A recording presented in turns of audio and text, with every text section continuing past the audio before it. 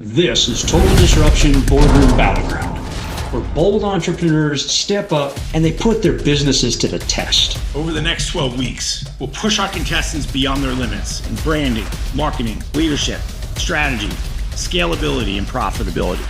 Every move counts. Every misstep, a crucial lesson. Every victory, a moment to shine. Behind the scenes, a world-class production team will showcase their business like never before. In the end, a single superstar is going to rise above the rest. This is Total Disruption. Boardroom Battleground. Welcome back to Boardroom Battleground. I'm Michael Libercci, leadership coach, business builder, and the guy who's here to ask the tough question. Do you actually know where you're going? Or are you just moving in circles with more conviction? And I'm Dr. Clendenning. I'm a growth strategist and mindset architect. Because after all the pain, the pressure, and the pivots, this is the episode where clarity either kicks in or it gets blurry. This week, it's about vision, direction, purpose, because hustle without alignment equals chaos. And the stakes, higher than ever. Later, we'll show you the last leaderboard update before the finale. So, the boardroom's watching closely through the 4 keys. Execution. Can they bring their vision to life? Growth. Are they building something sustainable? Strategy. Are their moves deliberate or just noise? Leadership. Can they rally others behind a clear, focused mission? Because if they can't see it clearly by now, there could be nowhere left to go. As our contestants roll through, and they have, for sustained success, right? They have to pay attention to the fact that what they're doing now may not be relevant in a year from now. I think we have one that has a plan, but won't run the play. I think we have one that has a play, but refuses to run their plan. I think we have one that has a vision, is running the play, and is being consistent in the direction that they're going. I think we have another one that doesn't have a plan and isn't running the play. And then we have another one that there's a big grandiose idea, but doesn't know what the play is to run. But the challenge so far has just been, how do we move fast enough, especially when, there's not key full-time personnel. If you're having a hard enough time getting people in the same room to work on the development component, how are you going to get people in the same room to work on the sustainability component? Because you could be making $1 billion loving his AI, but everyone still has identical responsibilities. We're heads down. We're very grateful and blessed to have people that believe in us, to have a really strong team, strong value proposition. Our early usage is really yielding some great feedback, and I'm just happy for all of this. There's nothing in Corey that panders to other people's expectations or what people want. And that is what we talked about last time. Your personal development is directly tied to the success of your personal brand. Corey's got the vision for loving AI. They've got the intention of what loving is. They know what the vision is. The process and the how is so fluid, so fluid. So I think for Corey, the biggest challenge there is staying true to the why. What we're able to use to determine the right team, the right human capital, is the one thing that the technology and that technology as a whole is devoid in, and that is intuition, right? There's technology is capable of intelligence. It's quite capable at predictions and things of this nature, but it's not capable of intuition. But the machine feels very organic. So you've got to let it grow, but you've got to stay true to the original vision so that it doesn't morph into something else. You can't have a foundation for a business or for a personal brand or for an organization without knowing your people and knowing who, knowing what strengths to play on, knowing how to delegate, knowing who to trust for what. I feel like there's a on-mission task that needs to happen more in their arena to get them back in to really accelerate and catapult this thing to make sure that they're staying on vision. It's time for them. It's time. The fortitude to keep on even when things get hard, and that when those problems are in front of me, we just don't stop. I don't understand that mindset. I'm just going to quit here. There's no quitting in my bones. And so with that said, I think that's a good recipe for me, at least me personally, to continue down that road of entrepreneurship. Mark, who he's also obviously interested in building a business and being successful financially, but his come from place is very centered more on his mission. Mark has bought in because he's a mission-centric guy. He's already bought into that anyway. Mark just needed the tools and the training that the show provided him and all the coaches and the hierarchy provided him. And he's just got on task and ran with it. Where his downfall maybe though is too tunnel vision in the process and always looking for the next directive. I have my task list, but now I can focus on this. Looking forward to seeing what Anthony can help me with. He's really great. We're really lucky to have him. At some point, he's going to have to get creative on his own and kind of like a blossom, and then pollinate the world with his message. One of the main things that I want people to know about I-68 is that we are here for you. We use the term I-68 family, and I use that term on purpose. Our community that we have built over the last 8 years, and we're hoping to expand that community, is that you have access to me, my instructors, almost all the time. And I think he's gotten to the point where he's blossoming, but he has yet to jettison from that model. Now, again, that doesn't mean from a coaching standpoint, you give up on your principle and the living document and everything else. You're still referencing the living document. But once you blast off of the hierarchy of the show and your hierarchy of the process, and you're out there in the world, you've got to get creative, right? And then you've got to expand what you've learned. So that may be his Achilles heel at the moment. You always have to perform high. Now I almost feel like, I even had to perform even higher. So, because when I was in the military, you performed high to go do your mission, go fight, America's enemies. Now I'm fighting for my family. Mark has an easy play to run because he had to present for the new facility, right? There's a layout that he has to follow, and the county and the city and the ordinances and everything says you get to dig this first, you get to put that power in second. There's a direction he's being forced to run right now. So his initial vision for the property is what's driving his business in the moment. So that's where I think Mark is really going to with his vision, is he's able to run a plan because of the facility. That's actually driving his plan. What I really love about this property is that all of our ranges are going to be up over this hill. You can't see any of it from the road.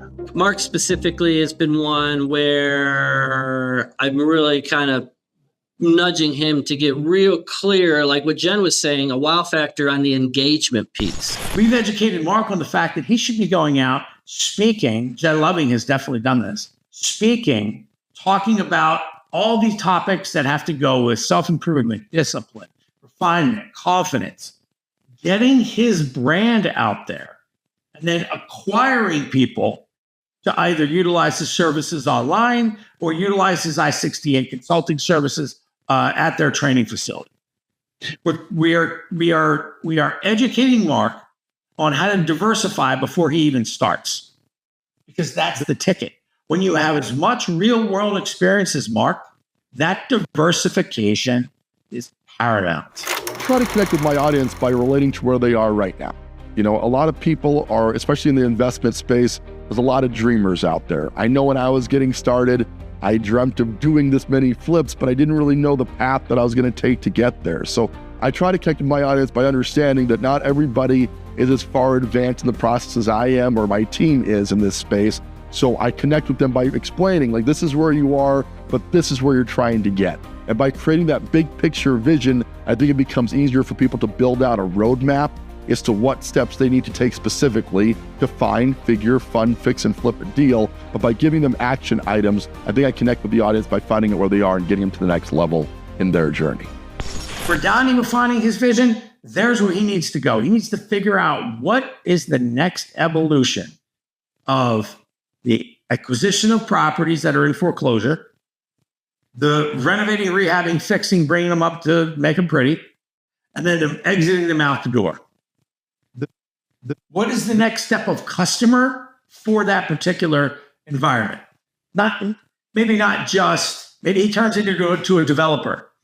Maybe he gets out of foreclosure altogether. Food for thought. Donnie has got a playbook, full-on playbook, the entire playbook. And we've talked about this through the season. He is capable of running the play. He is 100% skilled in what he does. There are only a couple missing elements in his foundational piece in his plan that he knows he needs to finish and he knows he needs to plug in. There's these two tiny little things, really, when it comes right down to it, that he's got to get done. They're not particularly difficult to do, but you have to take the time to do them. You've got to do these couple little things, and that will create the automation for him. That will create the lead flow. That will create the funnel. It's these tiny little pieces. Where Donnie's amazing is on his execution later on. Like his ability to coach, his ability to process these deals, his 4 Fs, everything he's doing in his genius zone, he does really, really, really well. So a typical day for me is I get up in the morning and I check my calendar. I live and die by my calendar at this point. So I typically have client meetings that I have to worry about. There's an operations meeting that we do once a week. And then we have our sales and marketing meeting. And then we have our product management meeting on different days of the week. From there, it's about scouting opportunities, looking at current deals that we're working on, and having conversations with my acquisitions team to verify those deals are in process. This is where he's going to need to hire an executive assistant, somebody that's an amazing admin that can carry those tasks that'll get him done. I think it's a hire for Donnie. I don't think it's Donnie has to go back and do the thing. I actually think it's a hire. It's not a tool. It's not an automation. I think it's a hoop. I stayed motivated and productive by starting with the end in mind. I've got very lofty goals for this system, and to achieve those goals, I have to attain profitability for my clients. So I look at I guess a lot of people would call it a dream board, pretty regularly, right? And I'm looking at what things do I want to accomplish. A lot of it's financial, but it's also about providing time, location, and financial freedom to other people. I love Donnie's energy. And when you're a mature investor and when you're a mature business person, you get who Donnie is and what Donnie's doing. If you're on the bedside manner maybe side of things and you're a little bit conservative in the way your thought process works, you're not going to understand Donnie. And Donnie doesn't do a good enough job of faking what he doesn't know yet. In other words, the admin side, right? Him trying to pull that all off, I think if he could fake it a little better, he could get by until he gets somebody. But you're absolutely right. It's a hire. It is not him doing more. He's doing what he should be doing. Their know-how and their advice, I will be able to expand my business. Not only have a successful brick and mortar here in Utah, but expand it nationwide so that I can improve the music influence throughout the nation, but also become more successful myself as a business owner. Multiple directions. Anthony Perez gave her a great idea on a drumming YouTube channel that gets different people to do different things. Celebrity drummers and playing music. Gave her a great idea to again, unfold a different avenue. Getting on the YouTube, getting on social media, getting the education out there to people in a different capacity besides just having the building. If you push and you create momentum, but you stay focused, lessons are lessons, just delivering your message in a different way. If you stay focused and you're Samantha, you might be in a completely different space 24 months from now. That's refining the vision for sustained success. So what I would love out of this business is for the brick and mortar, like the in-person portion of my business, I would love more than anything to have a place where we can have minimum 2 to 3 classes going on at the same time. And we can have minimum 6 private lessons going on at the same time. So that means I need a physical building with at least 6 practice rooms and at least 2 large classrooms, plus a welcoming area. And I'll have secretaries, people at the door that deal with scheduling, and I'll have people that deal with social media, and I'll have a wonderful staff of teachers that are salaried, that can work full-time making music. That's what I would love more than anything. So in her case, when she has all of her people that work with her teachers, instructors, whatever you refer to them as, they should all be on the same mission, even when she is not. And that really helps a business get through struggles that are unexpected and unforeseen. I would hopefully make a living so that I don't have to subsidize everything myself. So I'm really excited for that day when the vision comes alive. She's clearly not coachable. She doesn't want to listen to anybody. Like, she won't take the bigger space. She won't take any of the advice. She's her own worst enemy. In Sam's space in this moment, it isn't time for her in this particular second to make these big grandiose decisions. It's time to just reflect and run the play that she knows that works. Oh, it's fun to help people grow, to see opportunities, set goals, and achieve them, and to do that leadership on this side as well to help people replace their incomes and take advantage of what they're wanting. LifeWave could go out of business tomorrow. Who knows? She could be into a whole nother story. What if? I help people with stem cell technology. Know that you're regenerating stem cells through light therapy. Nothing's going into your body. And what it did for me, it gave me nerves back in my face after a car wreck 10 years ago. And all the different, a couple of the other people that I've been able to help.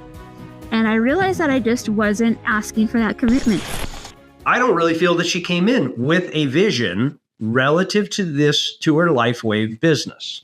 I think she was still operating in that corporate mindset, that employee, that JOB mindset, and then immediately took the LifeWave mission, vision, and values as in this marketing piece that she's working, the company that she's selling with, and just adopted theirs and kind of ran with it. And it did okay.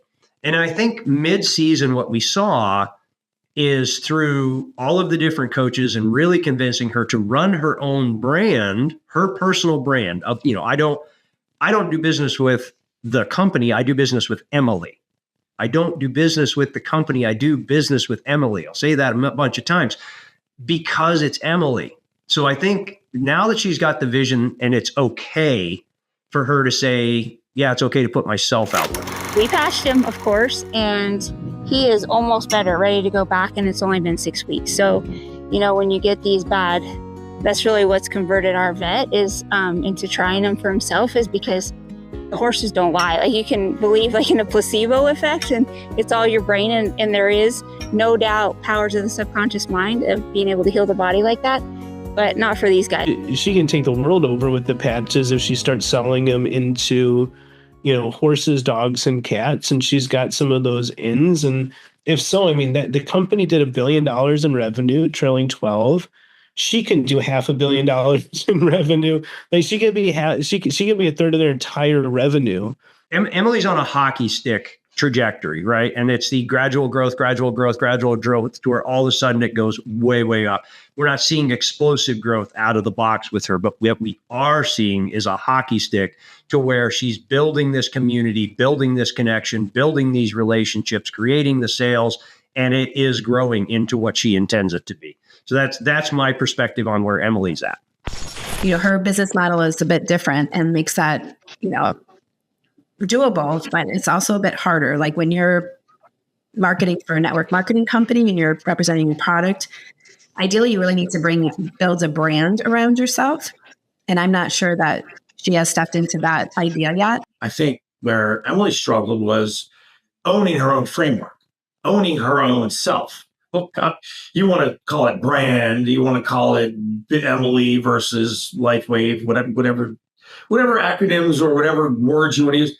You got to own your own thing and be your own thing and be uncomfortable telling the story and be uncomfortable not understanding a process after the process you followed isn't necessarily yours.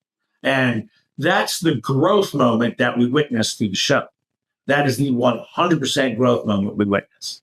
And I'm proud of her for doing that. I'm proud of her. I just hope for her, she does not regress back into that shell, almost like a turtle. When you pop your head back in, you're like, hey, this feels weird. I'm not getting the results I need. So a lot of times people are nervous, like, oh, when I put myself out there, do I look self-centered? Am I building a personal brand and making it all about me? But your content should be with your target audience in mind, and you're creating content that they would want to share. We're coming into the end of the season here, and we're super proud of these guys. We're really excited to see where they're going. Their businesses are growing, their customer experiences and their interactions and their revenue and their profit are all going and trending in the right direction. And would we love to take credit for that? Sure. But the reality is we're here on the journey with them. I think I give them all an 8, to be honest. Like when it comes to knowing them, liking them, and trusting them, if that's what I'm grading on, I give them all an 8. We've created a framework for them to propel out of. And I think they're doing a tremendous job of rising to the occasion. And you're honestly, with this show, you're really getting the behind the scenes of what the coaching world and what the transformational world of entrepreneurism is like. You know, this is the true reason, outside of money, the true reason behind mission meets profit, right? Mission meets the money, right? You're seeing this process. And as each one of these light bulb moments and the struggles are real and they pop off in different ways, you're getting a glimpse of what people like Jake and I live every day in our coaching space. So kudos to our contestants and sort of kudos to us for putting this whole thing together, and kudos for you, the audience who's watching. Total disruption. Contestant ratings. So this is the last time we're going to see the leaderboard until the very last episode in the finale, when everybody is at the end. They've gone as far as they're going to go in this particular journey and are getting ready to take that next step in their business. That's when the winner is going to be chosen for this season. So Mark's been really consistent, and he's taking the lead because he's overcome more obstacles than anyone else, and he's been the most consistent of anyone as far as what he's doing. So we love the fact that Mark's being super consistent so far. We're going to see how that plays out. Sam has really dropped because she's just not following through on her plans. She's letting her pain dictate her decisions. She's letting fear get in the way and really drive what's going on with that. And she's in the habit of taking her opportunities for granted. When something great shows up, she's not capitalizing on those things, and I just see that coming from a place of scarcity. Emily, she is all about stick-to-itiveness and flexibility for adjustment, and it's moved her up higher. She's being really consistent, and she's really pushing that personal brand, and she's starting to move in that direction, and we're seeing her make some increase in sales because of her belief in herself. Corey's holding up in the middle. He's steady, but a little lofty and abstract about his expectations and execution. I think with this new model, he really didn't know what he doesn't know as they're building this out. That's my prediction, is he's probably going to stay right there in the middle unless they can get something launched before the end of the season to where it actually becomes a profitable and revenue-driven model. Donnie's doing better, but he still has a gap that's set by previous leaderboards to fill. He's got to execute on a few things. He's got to deliver. He's got to make the choice to do some of those hard, really boring things that are part of what business is. As he can't just wait to hire the people to do it. He's got to get them done so that the system is in place and the system is running when he puts a person in there, and then that person can succeed. Next time on Boardroom Battleground. It is giving people more energy. Oh, I obviously looked up to him a lot. They fought through the pressure, the pivots, and the painful lessons. Now there's no more hiding. I'm really excited about that. We're going to map the full transformation and see who's evolved and who's still just talking about it. Really gets me motivated when I work with my team closely. Let's find out what it takes to finish this strong.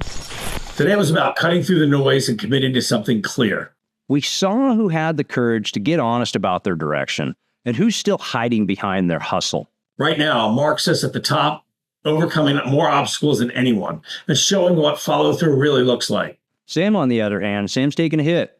The plans are there, but the pain still runs her show. No follow-through, no real progress. Emily keeps climbing, not by force, but by consistency, flexibility, and by showing up when it counts. Corey stays in the middle. steady, thoughtful, but still a little too theoretical to fully connect strategy to action. And Donnie, he's improving, but the early gaps don't disappear overnight. He's still chasing the pack. The big picture, it's still wide open. Everyone is still in striking distance. So don't count your chickens just yet. Because next episode, we rewind the journey. Who grew, who adapted, who transformed. And the end is coming faster than you think. Story isn't over yet, but the end is coming fast.